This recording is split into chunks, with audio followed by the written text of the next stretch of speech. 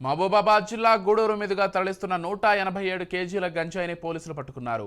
పోలీసులు పట్టుకున్న గంజాయి విలువ 47.476 లక్షలు విలువ ఉంటుంది. మహబూబాబాద్ నుంచి వరంగల్ హైవేపై గూడూరు మండలం మచ్చర్ల స్టేజీ వద్ద పోలీసులు వాహనాలు తనిఖీ చేపట్టారు.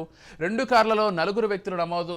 సుమారు 187 కిలోల 7 గంజాయిని పోలీసులు పట్టుకున్నారు.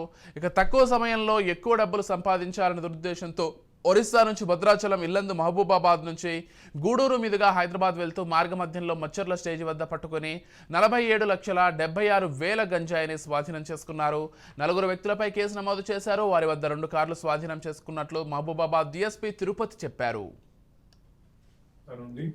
భద్రాచలం, ఇల్లందు, గూడూరు మీదుగా నర్సంపేట, వరంగల్, హైదరాబాద్కి 2 కార్లో 3 వ్యక్తులు గంజా రవాణా చేస్తామని చెప్పేసి సమాచారం వచ్చింది.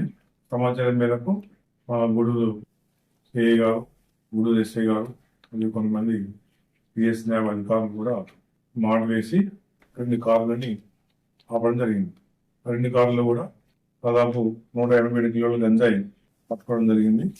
3 వ్యక్తులు కూడా అదుపు తీసుకొని విచారణ జరిగింది. పట్టుకున్నటువంటి CI Gudur team and TG న్యాప్ కూడా ఉన్నతాధికారుల నుంచి క్యాష్ ఇవ్వబడుతుంది.